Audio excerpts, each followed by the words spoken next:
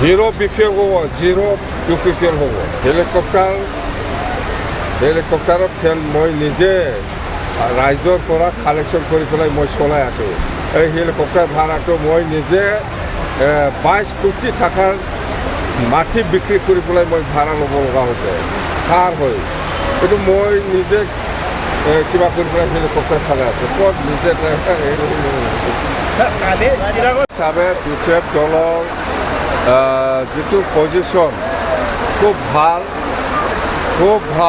সকলো জাতি জনগোষ্ঠীয়ে ওলাই আহিছে আমাৰ বিজেপি দলক সহায় কৰিবৰ কাৰণে। আৰু একটাই কথা আমি কৈছোঁ যে সকলো জাতি জনগোষ্ঠীৰ যিটো কমন সমস্যা, সেই কমন সমস্যা হ'ল মাটিৰ পাট্টা। এই মাটিৰ পাট্টাটো আমি কৈছোঁ যে যেতিয়া চৰকাৰ বনোৱাৰ পিছত সকলো জাতি জনগোষ্ঠীকে 1 নম্বৰ মাটিৰ পাট্টা দিয়াটো আমাৰ কাম হ'ব আমাৰ চৰকাৰৰ দিনত। আৰু ইয়াৰ লগতে নিবনুৱা সমস্যা, বেকাৰ সমস্যা, বহুত গাঁৱে বহুত ল'ৰা ছোৱালী আছে MA পাছ, BA পাছ বা মেট্ৰিক পাছ বা হায়াৰ ছেকেণ্ডাৰী পাছ, এনেকুৱা বহুত ল'ৰা ছোৱালী বেকাৰ হৈ আছে। এইসকলক সংস্থাপনৰ কাৰণে বিজেপি দলৰ চৰকাৰৰ পৰা আৰ্থিক সাহায্য দিয়া হ'ব বুলি আমি ঘোষণা কৰিছোঁ আৰু এইটো পাই যাব। আৰু অকল বড়ো নহয়, এই আৰ্থিক সাহায্যটো মুছলিমো পাব, গাৰোও পাব, ৰাভাও পাব, বেংগলীও পাব, লগতে আমাৰ ৰাজবংশীসকলেও পাব, বেংগলীসকলেও পাব, গোৰ্খাসকলেও পাব।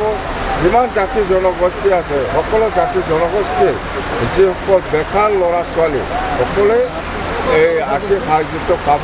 আৰু আমি ভাবোঁ এইবাৰ এই 3-4 মাহৰ ভিতৰত এই 100 কোটিটো আমি ব্যৱহাৰ কৰি আকৌ আমি 2026ত এই 100 কোটি জেগাত আকৌ আমি বঢ়াই পেলাই 150 নহ'লে 200 কৰিব পাৰে।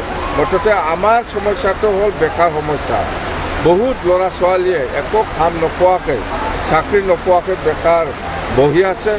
ইয়াৰ কাৰণে আমি সেইটো চিন্তা কৰিছোঁ। আৰু আমাৰ আই মাতৃ মহিলাসকলৰ যিটো ছেল্ফ হেল্প গ্ৰুপ, এই ছেল্ফ হেল্প গ্ৰুপতো আমি যিমান পাৰে 20,000 হওক, 25,000 হওক, 30,000 হওক, সেইটো আমি দিম। আৰু যিসকল ছিনিয়ৰ চিটিজেন এইসকলৰ কাৰণেও আমি 5 কোটি টকা ধাৰ্য কৰা হৈছে। ইয়াৰ পিছত যিসকল বিকলাংগ, হেণ্ডিকেপ, ফিজিকেল চেলেঞ্জ, ইহঁতৰ কাৰণেও আমি 5 কোটি টকা ব্যৱহাৰ কৰিব। মুঠতে আমি চৰকাৰ হোৱাৰ পিছত এই শ্ৰীৰামপুৰৰ পৰা আৰম্ভ কৰি গহপুৰলৈকে যিমান জাতি জনগোষ্ঠী আছে, জাতীয় যিখিনি সমস্যা, ইয়াৰ ওপৰত 1 নম্বৰ নজৰ ৰাখি পেলাই আমি কাম কৰিব বুলি কৈছে। ৰাজবংশীসকলৰ, আদিবাসীসকলৰ যিটো জনগোষ্ঠীৰ সমস্যা, ইয়াৰ ওপৰত আমাৰ যিটো লেটাৰ অফ ছাপৰ্ট এইটো যাব। NOC-টো আমি BTC গভৰ্ণমেণ্টৰ পৰা আমি দিম। ইয়াৰ পিছত গোৰ্খা সম্প্ৰদায়ৰ যিটো প্ৰটেক্টেড ক্লাছৰ যিটো সমস্যা, ইয়াৰ ক্ষেত্ৰতো BTC গভৰ্ণমেণ্টে লেটাৰ অফ ছাপৰ্ট বা NOC দিব বুলি আমি ঘোষণা কৰিছোঁ আৰু আমাৰ ইস্তাহাৰত আছে। অসমৰ মুখ্যমন্ত্ৰী আজি এটা কথা কৈছে ছাৰ, যে BTCৰ গাড়ীখন আমাৰ, তেলো আমাৰ, এইবাৰ ড্ৰাইভাৰটো আমাৰ হ'ব। কি কয় আপুনি, কি মন্তব্য? হেলিকপ্টাৰৰ ফেল মই নিজে ৰাইজৰ পৰা কালেকশ্যন কৰি পেলাই মই চলাই আছোঁ। এই হেলিকপ্টাৰ ভাড়াটো মই নিজে 22 কোটি টকাৰ মাটি বিক্ৰী কৰি পেলাই মই ভাড়া ল'ব লগা হৈছে। কাৰ হয় এইটো মই নিজে কিবা কৰি পেলাই হেলিকপ্টাৰ চলাই আছোঁ। ক'ত নিজে কালি চিৰাঙত যিটো ঘটনা হ'ল, বিজেপিৰ আক্ৰমণৰ ঘটনা, আপুনি কি ক'ব? এইটোতো ফেৰেংগাৰ গুণ্ডা। ফেৰেংগাই 5 বছৰ এইবিলাককে পালি আছে, বেলেগ একো নাই। এনেকুৱা গুণ্ডামি দেখাই ইলেকশ্যনত নিজকে কোনো ভয় নাখায় ফেৰেংগাৰ এই গুণ্ডা বাহিনী। ফেৰেংগাই এই 5 বছৰৰ এই কেইজনমান ল'ৰাসকলক এনেকুৱা পইচা দি পেলাই পালি আছে, ইয়াৰ বাহিৰে একো নাই। সেইটো দি আমাৰ বিজেপি দলক একো ক্ষতি কৰিব নোৱাৰে, একো কৰিব নোৱাৰে। ছাৰ, এইবাৰ BTC গঠন হ'লে ড্ৰাইভাৰটো কোন হ'ব? BTC মেইন ড্ৰাইভাৰ কোন হ'ব? কি ড্ৰাইভাৰ? BTC গঠন হোৱাৰ পিছত ড্ৰাইভাৰটো কোন হ'ব? BTC গভৰ্ণমেণ্টৰ ড্ৰাইভাৰ কোনে চলাব? BTC চলাব BPF। বাছ আৰু প্ৰমোদ বড়োৱে এটা কথা কৈছে যে হাগ্ৰামা কোৱা কথাখিনি চব ভিত্তিহীন, এইবিলাক কথাৰ কোনো মূল্য নাই। প্ৰমোদ বড়ো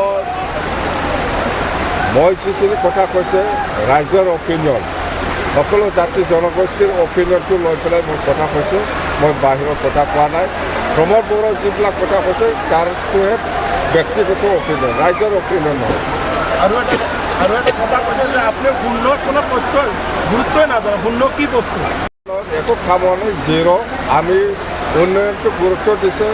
আগৰ 15 বছৰত আমি BPF দলে চৰকাৰ বনোৱা সময়ত যিখিনি কাম কৰিছে, ইয়াতকৈ আৰু এইবাৰ নতুন চৰকাৰ আহিলে আমি ডাবল গুণ আৰু কাম কৰিব। প্ৰমোদ বড়ো যোৱা 5 বছৰত একো কৰা নাই, খালি লুণ্ঠনে কৰিছে। এইবাৰ হিৰ' কোন হ'ব, জিৰ' কোন হ'ব এইবাৰ? হিৰ' BPF হ'ব, জিৰ' UPPL হ'ব। আপোনালোকৰ চৰকাৰ যদি আহে তেতিয়াহ'লে প্ৰমোদ বড়োৰ বিৰুদ্ধে কোনো আইনী ব্যৱস্থা হ'ব নেকি?